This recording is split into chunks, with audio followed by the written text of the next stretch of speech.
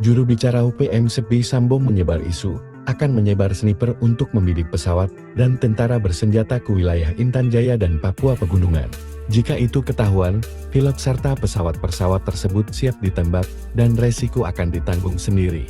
Karena kami sudah sering memberikan peringatan setiap saat, jelasnya. Sebelumnya UPM sudah membuat huru-hara dengan melukai 6 guru dan tenaga kesehatan seorang guru tewas di Yahukimo. Sementara itu, Jumat 28 Maret tahun 2025 OPM di Intan Jaya kembali membuat teror dengan menembak mati Prada Fuad Siregar dan melukai 2 prajurit dari Kesatuan Raja Wali Hitam.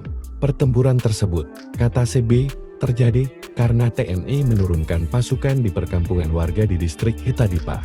Sepdi menyebutkan pihaknya akan terus melakukan pertempuran hingga ke kota Sugapa. Oleh karena itu, ia menyarankan aktivitas sipil di lokasi tersebut untuk dihentikan sementara waktu.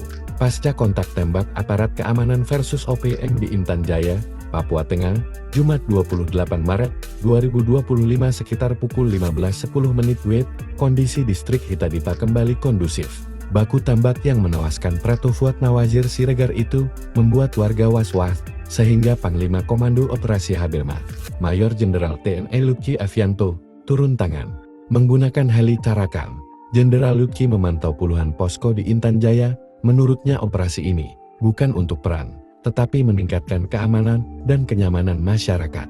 Dimanapun kami berada, tetap siaga agar kejadian ini tidak terjadi. Sejatinya kita datang ke Papua untuk memberikan keamanan, percepatan pembangunan di seluruh wilayah Papua, katanya dikutip dari situs resmi TNI, Minggu tanggal 30 Maret tahun 2025.